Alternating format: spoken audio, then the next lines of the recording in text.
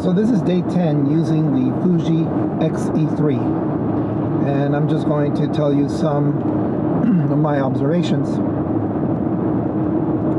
So in 4K, there's no face recognition, just like the Fuji X-T2. In 1080, it seems, well, there is face recognition, and it does a very good job, actually, compared to my X100F or the X-T2. In the X100F, it recognizes my face, but it won't focus very well. And in this situation, in the car, in 1080, it does focus very nicely. I've only done it like 3 times, so we'll see how that works. When I say nice, it's not perfect. There's still some type of contrast detection that it's trying to figure out. But as Chris Nichols has suggested in his review, he was told that the autofocusing capabilities of the camera has been improved up to 30%. Now that's probably stills. Maybe that goes into the focus engine, right? Algorithms. That probably spills over to the video side.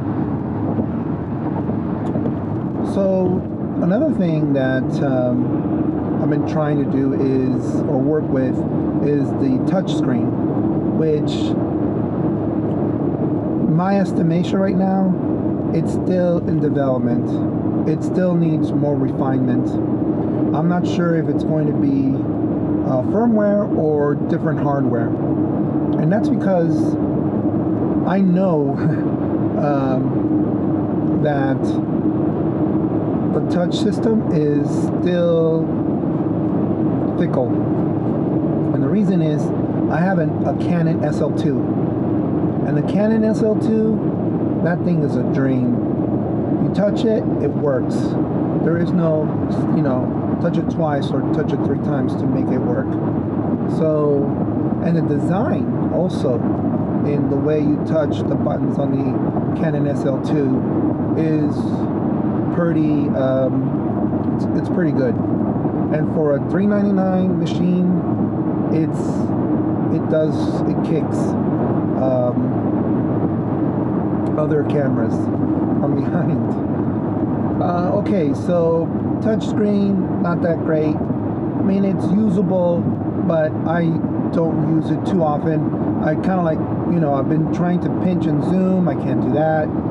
In video mode, though, on continuous AF, continuous AF, and movie settings into area, I am able to,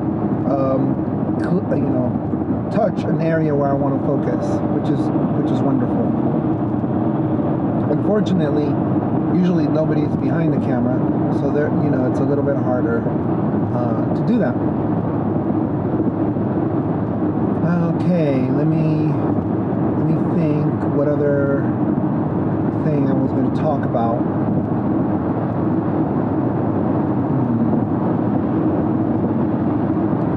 So 4K, going back to 4K, so far I haven't been using the camera for 4K, which is kind of interesting. I got the camera for 2 reasons. One, for its 4K capabilities. 1, and 2, it's so I can change lenses. And 4K hasn't really, 4K is really beautiful, but it hasn't really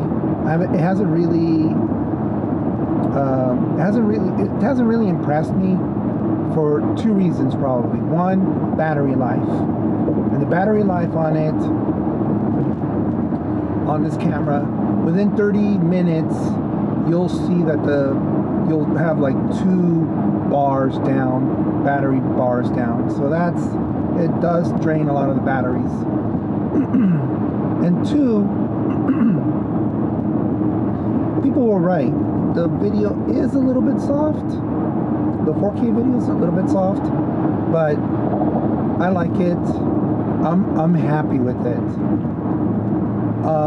And maybe the third thing is the minutes. It can only record 10 minutes. Maybe 4 things. It does heat up a little bit if you're using a lot in the 4K. And one thing, right now I'm filming in 4K.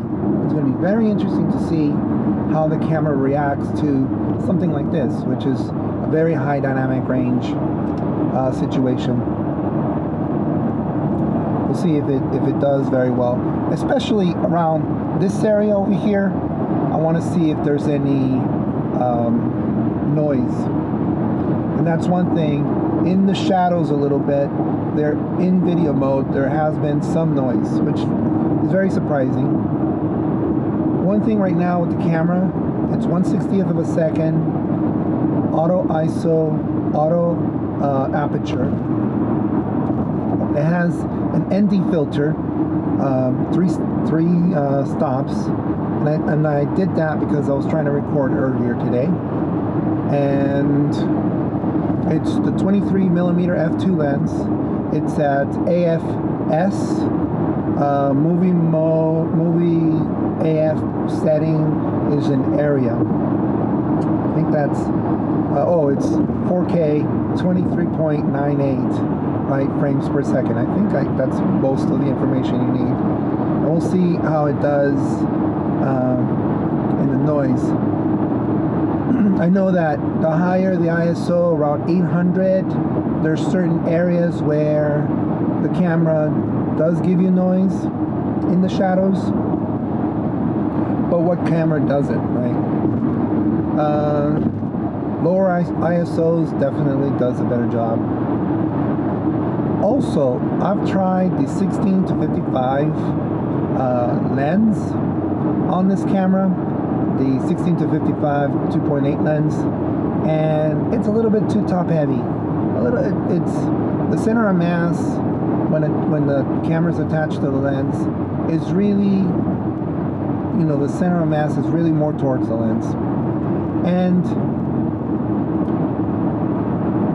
having the 16 to 55 in the XT2, on the XT2 or the XT1 is more comfortable.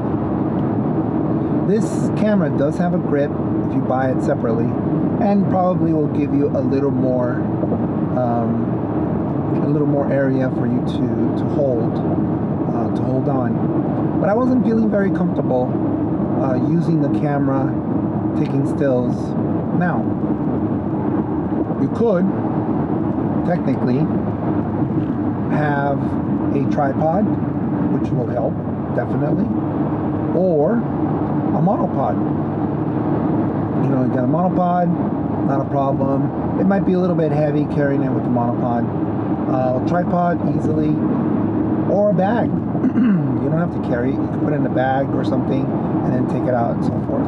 But handling in terms of pointing to something and taking a picture, it is a little bit challenging. Okay, I think that's about most of the things that I wanted to say about the camera so far. I am trying to figure out what's the difference between this camera and the X100F, and the biggest thing I think so far has been just the size of the camera. That's probably the first thing that really is different between the two in terms of size.